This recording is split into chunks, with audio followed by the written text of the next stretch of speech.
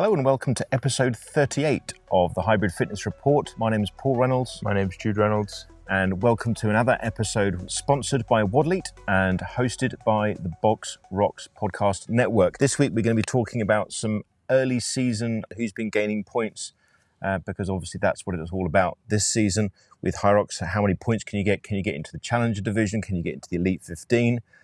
Some more shoe updates, and then obviously some updates from Jude and I about how our training is going. So first of all, thinking about HYROX Istanbul and HYROX Chengdu. Over in Chengdu in China, the first of several races in this early season? Over in China, on the men's pro singles, Fabian Eisenlauer came in 59.11 to get the win ahead of Hugo Hugemark and Ewan Applewhite, who then went on to win the pro doubles with Mohamed Radawi. And on the women's side, Jess Petro, the Australian lady, won ahead of Sarah Gandela and Jennifer Nicolaus. I think Jennifer Nicolaus is... Or is at least 1 point Elite 15. Sorry? I think she was at least 1 point Elite yes, 15. And I think she's Fabian's partner, because he was taking the opportunity to get there. And I think maybe they're together, partners. And then in HYROX Istanbul. So those were quite slow times. I think the general feedback from Chengdu is it's a great course. And in the context of points is everything, all good. Also, lots of turns and pretty darned warm. Yeah, quite hot. Which is why the winning time was only just under an hour. On the other hand, HYROX Istanbul, there were lots of PBs, lots of quick times, although Alex Ronkovic's winning time in the pro men's singles in 55.04 is obviously for him not a quick time, albeit he had a bit of a cushion ahead of second place Pablo Santos in 55.53 and then Xavier Dufour in 56.16. So Alex, obviously, he didn't have his full complement of 5 races to get back into the Elite 15. So he needed to, he was ranked just above you, in fact, about 50th, with both of you with 4 races. So he's back up into where he belongs, right at the top of the Elite 15 or near the top of the Elite 15. And then you got Pablo Santos, who's an Elite 15 threat, and Xavier Dufour, who's a definite challenger, possibly Elite 15 threat. Definitely. So all those 3 needed those points, got those points. And in the pro doubles men in Istanbul, you had some ridiculous times. So Dylan Caruso and Eugenio Bianchi from Italy came in at 50.07, and they were beaten by a pair that you predicted would happen, and I think lots of people were hoping wouldn't happen, which is Luke Greer and Jake Williamson, who tore around the place in 48.36. Yeah, that partnership I knew would do well. They're both incredible runners. Luke Greer, world-class runner, or used to be anyway. Jake Williamson, incredible track athlete. And so combining them with Jake's sort of doubles knowledge, experience, and just both them, it's going to be really hard to beat that pair, because with doubles, stations meaning or holding less weight, so to speak, in the event, because you can share the load. It's just, how do you beat runners of that caliber in a doubles race? I don't know. Obviously Tim and Alex would be who I'd say the obvious people that could beat them, maybe, but it's like they can't team up anymore. So I've been really trying to rack my brain as to what partnership could possibly challenge them. And I think Jake Dearden, Charlie Botterill could challenge them if they both have a really good day. And then maybe, who knows if Yannick Jappel and Tim Vinish are going to team up again, who won it 2 years ago. But I mean, that on paper right now, in my opinion, is the favorite for next year's doubles world champions. So who would Hunter go with? Or who should he go with if he's going to beat Jake and Luke? Dylan, I guess. Oh, yeah. But Dylan's with Steven, so that won't happen. No. And Steven and Dylan have a chance? Of beating them, a chance, sure. But can I see it happening? No. So it might have to be a bit of temporary homie hopping. Yeah, it might have to. I just, on paper, I don't know 2 athletes better suited for each other than those 2. So right. I'm definitely excited to see what they can do with some racing experience between themselves. Has Jack got a men's doubles partner? Jack Driscoll? He's American. That's what I mean. Him and Hunter. I still don't think they would.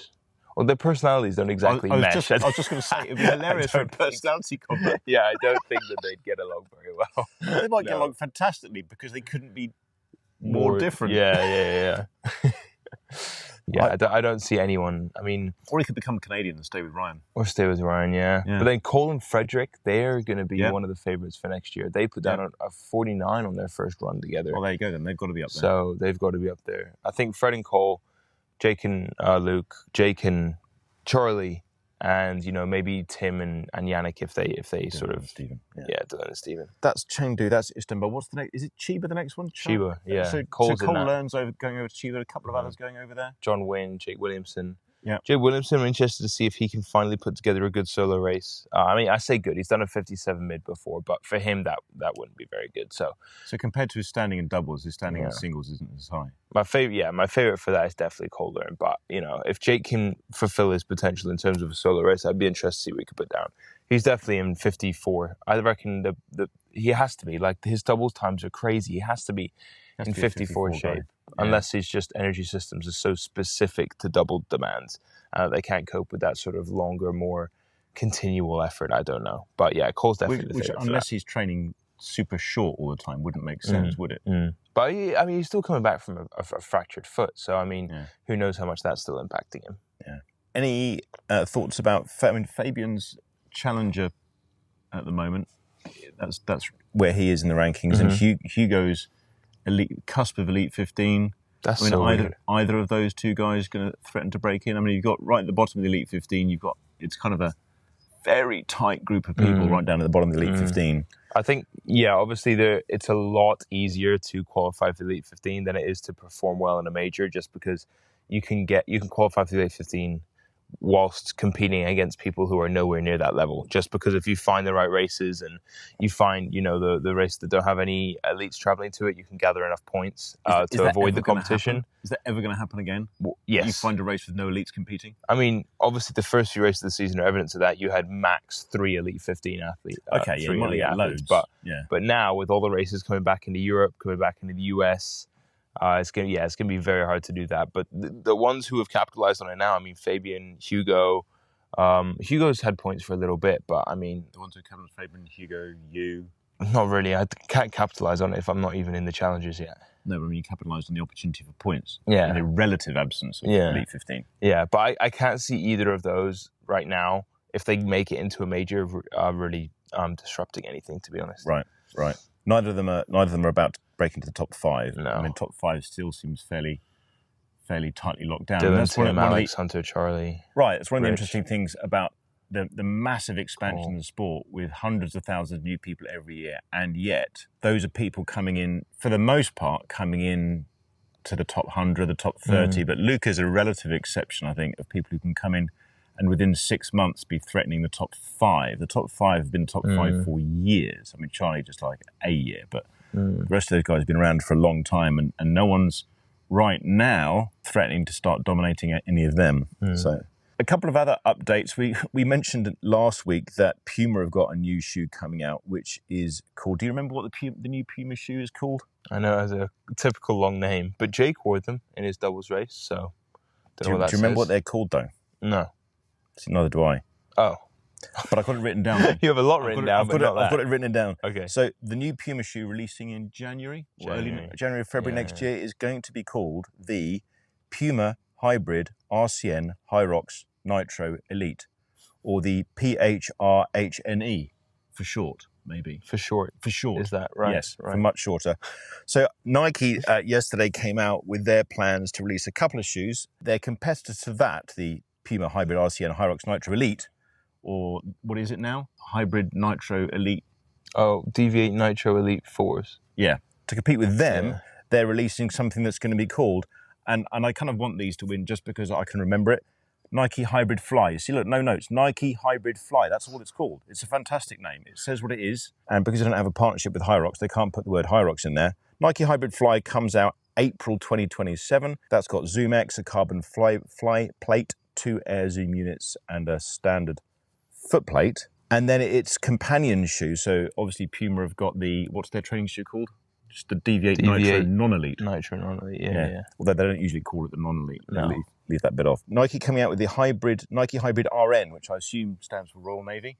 It ought to. It only makes sense. Thank you. Nike Hybrid RN, which launches in China on the 24th of September and everywhere else in the world on the 8th of October, which I think is that probably... What would be the marketing reason behind that? Well, the marketing reason would be marketing, but as in that is their massive expansion market, right? I mean, it's not an accident that the next World Championships are in Asia. Yes. First But why would it make more money only releasing it then 2 weeks ahead of everywhere else? That I don't know. I just think that the Chinese are starting to embrace HYROX in a major way. Yeah. They've also got their own. So the ex-country manager of HYROX China has launched his own fitness race called Better We, or BTWE for short. Oh, right. They had their first race the other week. They've got cash prizes on that for their normal races, which obviously HYROX don't do. Although HYROX have also just announced that their Speaking of which, elite races are increasing the prize money by about 20% for all of that. Have you read more into it in that it's actually lower than it was this year? Charlie in the comments was like, this works out to actually less than it was last year. But there's a bigger prize pot. So we'll get into this more next episode when we've done more research on it, but there have been several elites that have literally come out and said that's less than it was last year, so this makes no sense. Okay. But we'll get back to you on that, but it's up for, contention as to whether it is actually more. So back to the China thing. They've now got 500 affiliated HYROX gyms. And HYROX has been taken off in a massive way over there. They've got their own version of it as well. I mean, UK has got about 15 versions of it as well. So in one sense, that's not a big deal. But China is just the world's biggest market, period. I'm really excited to go to China. America has embraced HYROX, but kind of in a shoulder hug sort of way. Why? Well, just looking at the numbers of people in America who competed in HYROX compared to, as a proportion compared to, say, the UK or even a number of other European countries. The Americans like HYROX, but it's not that big of a deal. Listening to how New York was on Hybrid Fitness Media, you're like, that is crazy. I mean, you can't tell people trying to sign up for the events that it's not been fully embraced in the US. But if you look at the absolute numbers, you're taking it as according to the population, you mean? Yeah, it's been there for what, 7-8 years, and it's doing really well. But compared to Europe, it's not as popular, and China seems to be taking it up really quickly. And again, if you can tap into the Chinese market, then you're going to make an absolute fortune, which is obviously what HYROX are about, because HYROX are a business. And I know it's interesting when another podcast asking a question, what hybrid fitness media were asking, what is the Elite 15 for? What do HYROX think they're trying to achieve with it? It's like, well, they're a business. So I think the first thing that HYROX are trying to do is make money. How do you best make money? Well, you make a good experience for people, and you try to make an even better experience for people. And you try to make a good experience for slow people who can't compete. You try and make a good experience for quick people who want to be the best in the world, and you try to make as better experience from everyone. So the interests of them and us, well, them and me and them and you, because that's quite different, intersect. But it's a business, so why they're doing it, they want to make money. That's it. Why do they want to be an Olympic sport? Because it will make money. Because if you become an Olympic sport, suddenly people who've never heard of it will get introduced to it in schools. Well, one of the co-owners being an ex-Olympian. You'd think that it's got quite a bit of promise for that. Exactly. So, I don't know why they're releasing it early in China. It just seems to be symptomatic or another example of how they're putting a massive emphasis on the Chinese market and letting the Chinese know that the Chinese matter to them. That would be another reason. I mean, if they see the Chinese market as equivalent to the rest of the world put together, which it could be, release it first over there. Yeah. I don't know. So anything else on Istanbul or Chengdu or shoes with long acronyms? James Kelly, who didn't appear in any of those rankings, coming out after the race and saying... Because he finished where? Fourth.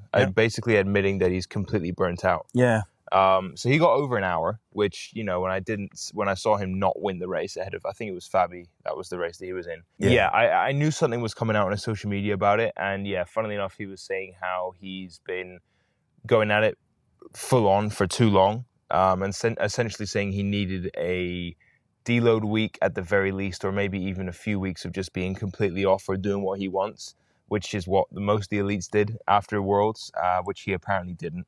So I think he said, I'll be back, but not for a while. So that's pretty indicative. Painfully cryptic. Yeah, I think that's pretty indicative of him taking some time either off training or off any structured training. So definitely saw that James Kelly didn't have the race that he was looking for. But he'll be back. And it's just interesting to see that, if anyone, who's listening to this is not an Elite 15 athlete, we're that, and feels that they need some time off, all of them are doing the exact same thing. I'm struggling with that right now. We're in a beautiful location right now where, if anyone's watching the screen, that it's not actually a green screen. It's green, but it's not a green screen. It is beautiful. And it's trying to get it out of my head, that the only thing I can think about at times and worrying about is training. And it's just me and my coach thinking of this week as more of like a deload week. So it's not completely off. It's been incredibly hard to get to a gym, and a gym with any sort of meaningful equipment or anything like that. It's been incredibly hard. And, for the first time, I don't know how long, I'm training once a day. I've got even a couple days where I'm having to take completely off here. And it's just sometimes looking at people like that, or looking at people in the Elite 15, like for example, Louis Osley came second in the world. He's had 3 weeks almost completely off training. James Kelly saying he needs some time off because he didn't take it, and it was a huge mistake. I didn't feel like I needed it coming into this trip, but if you wait until you need it, then you're already past the point of no return. It's sort of like during threshold training, if you're super thirsty and then decide to hydrate, you've left it too late already. So it's sort of taking that sort of decrease in volume, decrease in load, decrease in training before your body absolutely needs it is sort of that perfect time. And I didn't feel like I needed it. I could have kept going, like I said before in my videos and stuff. But I think this trip's come around at a time where maybe in hindsight, I'll look back and be like, I actually really needed this deload week. Right now, it doesn't feel like that, and it's really stressing me out. But sometimes you need it. And after I think I must have had 6 months leading up to Worlds of training twice every single day, including my active recovery days. So why aren't I deloading this week? Was that a serious question? I think it's important that I deload. You are, actually. I think this is not deloading. I need to start deloading before I think I need to deload. That's what you just said. Okay, that's only the case if you don't normally feel like you need to deload. He's constantly requesting a deload, and so I never give him one until he requests one, and then I still don't give him one. So when do I get a deload week? when you hit a massive wall and fall backwards. Until then, you're not getting one. You just said that would be bad. I'm kidding. If any of my clients listen to this, that's not how I program. I'm not serious. I'm not. You are, though. Only with you. You wait for your clients to... Just me. I seek burnout with you. Find burnout, work backwards from there. Brilliant. Thanks, coach. Okay. So when I hit the wall, I'll have a pod on my own from my sick bed, and I'll go, this is my deload week. Yeah, and I'll be like, now we know your limits. Now we can take it back an hour a week. An hour? Yeah. Awesome. Back down to 30 hours a week of training. Okay, fair enough. Yeah, so I'm doing about 8 hours a week of training, and it's more than I've ever done. So back at my biggest training days... Not more running than you've done, though. So yeah, your marathon days. So back in my marathon days, I was training for about 7 hours a week. I probably topped off at 8 hours a week once. Which is still averaging, obviously, over an hour a day of training. Right, excluding mobility and walks and whatnot. But most of that, almost all of that would be running. And then in my last year of marathon running, just after I missed the 4-hour mark by 2 seconds in Orlando, I started doing CrossFit, and that's when I'd have literally about 2 to 3 hours a week worth of CrossFit, and the rest of it would be running. Whereas now I'm probably doing 3 hours running and 5 hours of stuff. Yeah. But all that stuff is like really important to make sure that he's able to run as much as he is. The older you get, the more that stuff becomes important, obviously.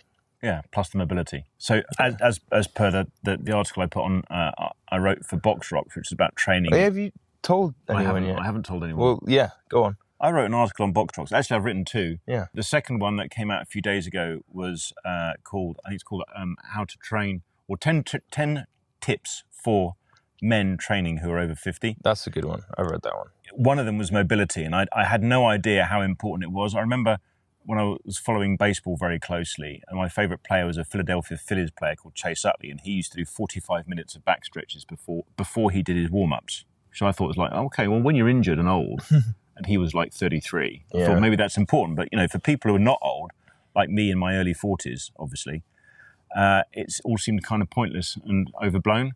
And I'd do the dad stretches. And I remember giving this example in the article of a sports day, not a sports day, your sports day, in fact, about 20 years ago or 15 years ago. And in the dad's race, there were a lot of us guys who were patently very overweight, who did the old kind of half quad stretch on each side twice. Yeah, lean over, right, breathe deeply and put your arms in the air. And that was us warmed up. Meanwhile, there's this incredibly fit-looking guy. No, he was incredibly fit. He wasn't fit-looking. He was a very fit guy who was trying to get us all to do several minutes of stretches, and we basically laughed at him while he did all his stretches. And then the race started. He was second or third runner out, and he blew out his hamstring. And that was the single thing in which he based his training philosophy off of for years. It was a very detailed training philosophy, all based on. I don't need to stretch because a fit guy blew up in a race. Therefore, no, it was just that. Yeah, I've been told it's important, but it's really, it's hard enough for me, especially when I was working long hours, it's hard to think, right, I've found an hour to work out, and then someone say, well, actually, you need to spend 15 minutes of that just moving slightly. You're going, I don't have 15 minutes. I'd say warming up is more important than cooling down. So I think it definitely is for me. Yeah. But that was the thing. And I learned it a lot more at CrossFit, where they made you warm up for 5-10 minutes. Then they made you do warm-up exercises for another 10, 15, 20 minutes. And then the actual workout, would be anything from 10 to 30 minutes. You'd spend literally half the time getting ready for it. And then you kind of bolt all those lessons on top of each other, and then remembering looking at Chase Utley back in the day and all these other things, you realise that actually, especially at my age, there is nothing more important than doing the stretching. And if I had 20 minutes to do a workout in a day, I would only stretch, because that will help me a little bit, whereas going straight into a workout would be more likely to hurt me than help me. Yeah. And, obviously you do more stretching than I do. How long do you spend stretching before? I track all the minutes I do with everything. I think for the first 4 months of the year, I averaged 37 to 40 minutes of mobility a day. 37 to 40 a day? Yeah. So it'd be... That's Chase Utley League. Yeah, 18 or so minutes in the morning, 18 or so minutes in the evening, sometimes a 20 or 25. But yeah. It's because when I was rowing, I got made fun of for my lack of flexibility. And I was like, I cannot be a professional athlete who can't touch their toes. And before I started HYROX, I couldn't touch my toes when I was bending over. And so I had to change that. So now my flexibility is not great. Like if you've done gymnastics in the past, you can stop doing them for half a decade and still have far better mobility than me, because gymnastics is just amazing. But compared to what I was, I'm now very flexible. Yeah, low bar, but nevertheless. And it helps with injury prevention, a whole load of things. That's really, really good. I think my main flexibility work is all the burpee broad jumps you make me do. Yeah, I do a lot of those as well, if that helps. It doesn't help at all. Okay. It's just whatever you think I'm bad at, you make me do loads of. Yeah. So I've been telling Jude that I'm absolutely terrible at rowing and farmers, which is in one sense quite true, but are also the two things I'm best at. So I'm hoping that you'll program me loads more rowing. Not and many farmers imams of those to go. I don't think he's ever programmed me farmers carry. Back when I was with RMR, maybe a couple of times, they were programming my training. They let me do farmers carry. But if you think about even the people that have it as a weakness, I don't. I do. I probably do farmers carry once a week. That's once a week more than you let me do them. You have far more areas to catch up on. Wow. That is so harsh, and yet strangely true. The one bit of HYROX I find quite therapeutic, as much as I hate burpee broad jumps because they make me worry about every part of my body snapping. On the other hand, right at the bottom, the way I get up off the floor, it's my chiropractic stretch. Is that the Cobra stretch? Cobra, yeah. Yeah. Great bit of Cobra at the bottom of burpee before the broad jump. Before the broad jump thrittens to undo all that good work with shattering the lower back and springing out the kneecaps. But we're working on getting him to the point, a couple of podcasts I've heard, Rock's Life and RMR, is when you're doing the burpees to get quicker, you just collapse and jump up. And that's what we're looking to do, is just collapse, jump up. You had me doing, I can do the collapse bit. You had me doing broad jumps. Yeah. After some kind of deadlifts or squats. You haven't got me doing any deadlifts. Yeah, that's it. After squats. There's a squat exercise you got me doing, and then you have me going straight into broad jumps. I do the collapse jump on those. There you go. Yeah, I just stare at my quads because I'm so impressed. You shouldn't be collapsing on broad jumps. No, as in springy, going down. Broad jumps are just standing. Yeah, but I'm not standing upright. I'm going down on my haunches and then springing up. Springing. We'll have to have a look at that. Springing. Okay, I've just realised he might be doing the broad jumps wrong. We'll have a look at that. Okay. How am I supposed to be doing broad jumps? I don't know, but that description didn't sound right. Not like that. Well, me getting an exercise wrong sounds like an inopportune time to talk about our sponsors, but I'm going to do it anyway. Okay, great. So Hybrid Fitness Sport Report is sponsored by Wadleet, a UK-based sports clothing company. Founded by an Ironman athlete, designed for functional fitness, hybrid and endurance sports. Ready for training and race day. If you need brand name performance and quality from your clothing without brand name markups in price, you need Wadleet. For free delivery on all UK orders over £50 and to see their latest range, go to wadleet.co.uk. That's WODLETE.co.uk today. Use code HFRPOD20, HFRPOD20 at checkout for 20% off your order. And as mentioned at the top of the show, also we are part of the HYROX network. Have you downloaded the HYROX app yet? I have. You have. You can tailor your own personal feed to which particular functional fitness sports you're interested in, and also training. As I mentioned in my article about training in the over 50s, it isn't a HYROX thing, it's a all fitness thing. And so you can find lots of things there about nutrition, about training, and about racing, about industry updates, and about specific sports. So download the HYROX app. It's been great for us to partner with them, partly because they're just a great fitness racing organization, media organization. Obviously, it's a great opportunity for us to be associated with such an excellent brand and what they're doing, and kind of fits well with what we're doing. So we're talking to people at all levels of fitness and none about what's going on in HYROX as an entry point for some people, as a kind of a peak point for other people. But it's just a great way to get lots of useful information as well as interesting updates. So do go to your app store and download the HYROX app and then set that up in your feed to get all the information that you need in our area. So your deload week means it is just 1 week, right? Yeah. And so you were averaging 24, 26 hours for the last few months. This week you're doing about 14. Yeah. So what's the 12 hours that have gone? What was in those 12 hours that you're not doing anymore? Second sessions. So pretty much, if I had a double threshold day, this week it's going to be single threshold. If I had 2 workouts with zone 2, it's going to be 1. It's pretty much 50 to 60% of what I was doing. Again, not intentional, not exactly planned to the exact hour as to why I'm doing this. It's just we're at a place where it is incredibly difficult to do anything. And I've been doing what I can, and it's still amounted to about 2 hours a day. But there are a few days coming up where, like today, for example, we're leaving now. We won't get back until around 3:30 p.m. Mad's got a call. I've got to do some programming that I really need to be doing. And then we're straight into dinner, and it's just, there's some days where it just doesn't work out. And could I have fit in 30 minutes of something? Yes, but it's super stressful. Sometimes when I do that, I'm in my head more than about, it was only 30 minutes of this instead of whatever it is. This week is just a bit of just relax, have a good time. And I just know biologically that next week I'm going to hit my workouts better than I would have if I'd just done them straight this week, because I'll be so much more rested.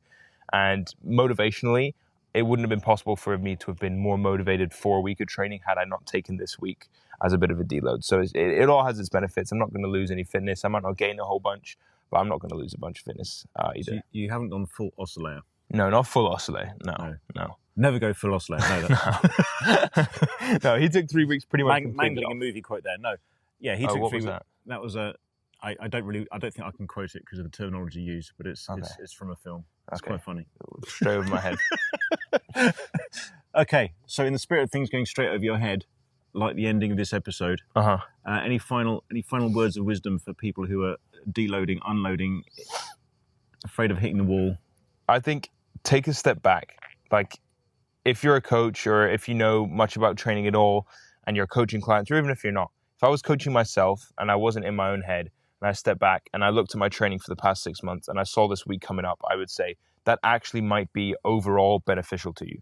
You look back in a year, are you going to remember this week that you didn't train? No, you're going to remember it for the views, for the experience, and for everything else. You're not going to remember that you did, 60% of your typical volume. You're not going to remember that. I might, but that's not the point.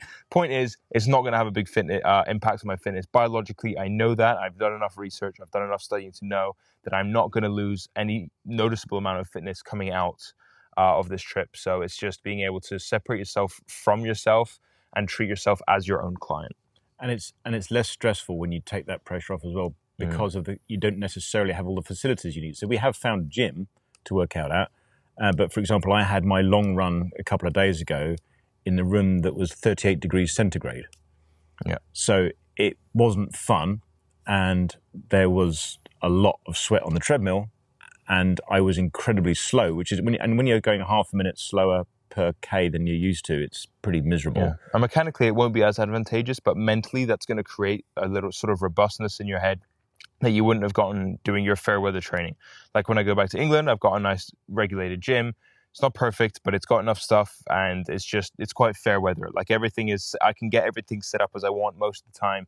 Here, it's like you've really got to work for it, and sometimes that helps in ways that just training optimally for your physiologically optimally isn't going to provide for you. So whether you're taking a James Kelly extended break, or you're going full oscillator, or you're doing a Jude, or like me, you've got a coach who relentlessly shoves you towards the wall in the hopes that you'll eventually break your nose on it, and then he'll dial back your training. Whichever one of those you're doing, I hope you have a good week of training.